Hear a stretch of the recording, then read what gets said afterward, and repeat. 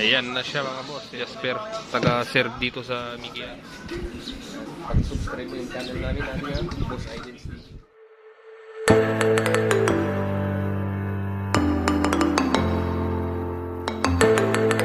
What's up mga boss? Nandito na naman yung mga tatlong babing. Kita nyo yan, si driver at si Darrell. So, arangkada na naman tayo mga boss. Punta tayo sa Tangada na Bra, may mga service doon. Pero bago yan, magmimiki muna tayo dito sa Baing mga boss. Para may lakas tayo kasi walang kainan doon. So, update ko kayo mamaya mga boss. Pag nakarating na tayo sa Migian, try natin kunan yung Miki. Masarap dito mga boss. Yan natin.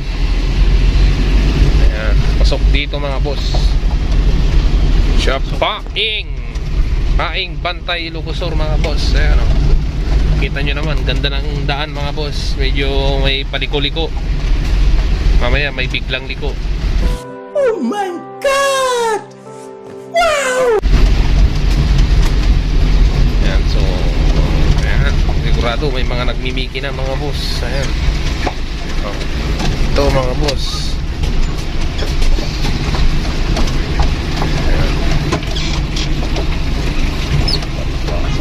Shoutout sa 1 million subscribers ko mga boss. Nagbibiro lang ako. Mga boss, ha? Pagantay-antay lang kayo. Pag nag 2 million yan mga boss, bibigyan ko kayo ng ayuda. Hindi mo na may bibigay yun eh. Yan, okay na mga boss. Okay na yan. Pare, okay na yan. Sweet lover. Driver, sweet lover. Trabaho ngayon mga boss, trabaho mood. Wala pang luto. Ay na magpark tong kasama natin. Try ko. Pauntog pa ako. Tanga talaga.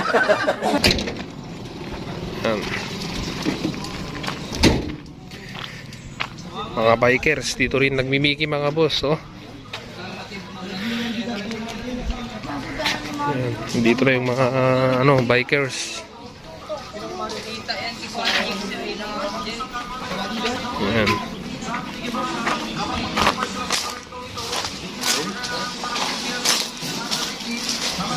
Special. Ayan, mag-order tayo mga boss. Diyan yung mga menu mga boss, oh.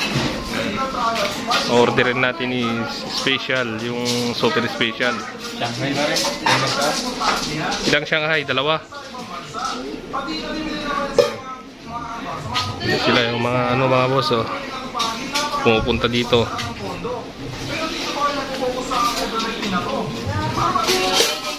Dua nga special, tapos dua nga Shanghai. Ay, talo nga special, dua nga Shanghai. So, ayan siya mga boss. Antayin lang natin yung serve nila. Ayan na siya mga boss. Ito na yung Miki. Ayan, yun si Boss Jasper, taga-serve dito sa Migian.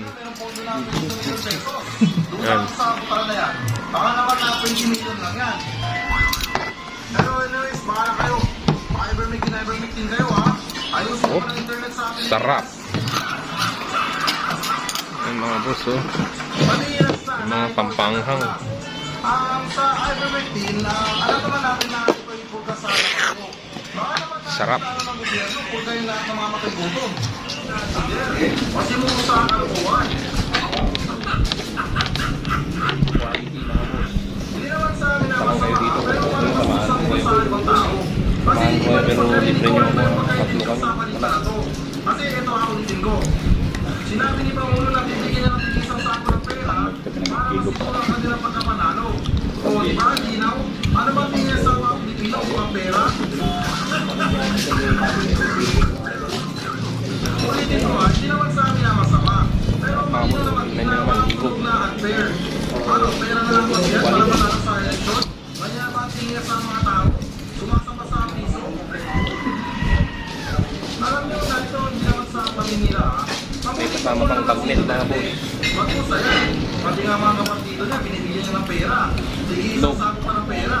Pero yun lang, hindi ko lang maintindihan. Pagdating sa ayuda ng mga Pilipino dahil nagtutong sa kalagitnaan ng pandemya, ay hindi pa naman yung dating presidente nagiging Huwag natin ng CD mga boss. wala rin kami dami oh. Dami kong lalagay mga boss. Pero kung hindi lang lalagay ito, dami kong pinakita. Sa mga pinsan niya na kailangan ng pera, pero kung sa mga barkada niya, sa mga hindi nila kilala, ay sobrang yaman niya. Na, okay lang, chill lang tayo, kinahanap doon. Kung maaalala niyo ba, magdrama yung Pangulo, sinabi niya, wala na akong pera. Hindi ko na alam kung saan nagkuha ng pondo para sa ayuda. Ito na yung tanghalian namin mga boss. Tingin natin sa Uruguay. Kasi doon sa pupuntahan namin, walang makain doon. Pero hindi naman malinaw kung totoo ba talaga sinabi ng Pangulo. Kasi hindi rin biro ang tag-iisang sakong pera. Baka may mali siguro yan. Eh alam niyo na, joke rin yung Pangulo. Pero guys, hindi kaya parang nagyaya ko rin yung Pangulo. Ito mga boss, Andy Sabaw. Pero wala, sumat tayo guys kaya bakit? Para sa akin na hindi kailangan magyamang yung mga kanyang klaseng bagay. Lalo kung hindi mo naman pera, yung ginagastos mo pera. Dito mga boss, pag ayaw tumulo yung tulo mo, punta Will you please repeat it? ka lang dito. Lagyan mo ng maraming sili. Oh. Okay.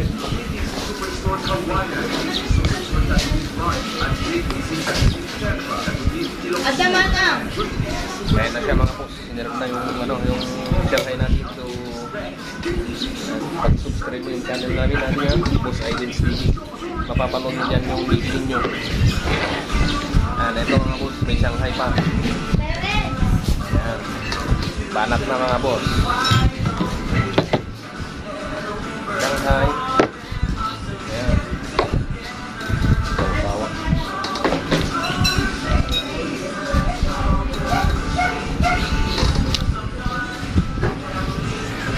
Ang mga boss, biglang lang. So ito siya, Shanghai. Masarap.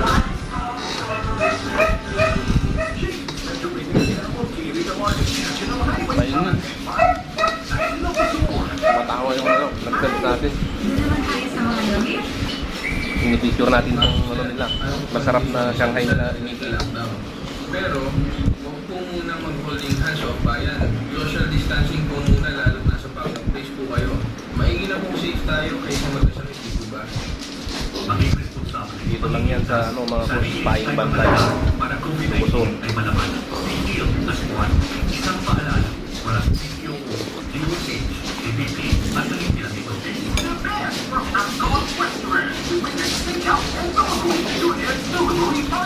Mga boss ko, pag nagsabay-sabay, ngiti ko at saka Shanghai.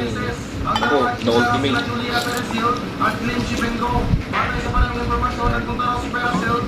Good shit, good shit. Mapapasapak tayo mamaya dun sa sa trabaho natin. Service tayo ng mga machine. So, kailangan busog tayo. Walang kainan dun. Pag hanggang after lunch na tayo doon na tayo pagpapawisan ng grabe. So, kain lang ng kain. Hindi naman sa reklamadora, pero kung isipin nyo, sa mga barangay nyo, sa mga kanto dyan sa lugar nyo, araw-araw ka dumadaan dyan. Araw-araw ka nakikita ng pagbubuka ng mga tao. Na parang malilito ka na hindi mo maintindihan na, uy. Parang madaanan ko ng pagbubuka na to ah. Parang kamukhaan nyo na ako na nadaanan ko yung kanina. Pero ako, kung may chance lang ako na makapunta ng ibang lugar, o kahit sabihin natin na Kalawakan, ay talaga papayag na ako. Kahit pa siguro na walang kasiguro doon na bumalik sa akin, okay na ako. Pwede naman siguro magsakin ng buhangin doon sa Mars. Kung magkasakit man ako, okay na sa akin. Baka limang beses na umirit ng sabaw. Yung driver natin, pang-amin na yan mga boss. Ha? Pero choice na meron mo man, pero kung tama ka naman sa Ako pang-pito. Sabaw na to. bakit sila lang pumunta sa Kalawakan para gumawa ng pelikula? Eh, di ba, sa mga pelikula, kailangan mo ng extra. Kailangan mo ng may mga tao ba na pwede utusan. Kaya wala mo na pagtata, kasi kung ginawa ka ng extra. Pati yung Kok tayo mga boss. Birthday. So, ayan, nakaklas natin. Kung saan akong pamasa. Wala na, ubus na. Silat na. Hindi, syempre, di, wala. Kaya mo na ng mensahe sa atin. So, Alag mo na kay Jar. mamaya na ulit mga boss. Papakita ko rin yung trabaho namin kung paano kami tumabaho dun sa pupuntahan namin mga boss.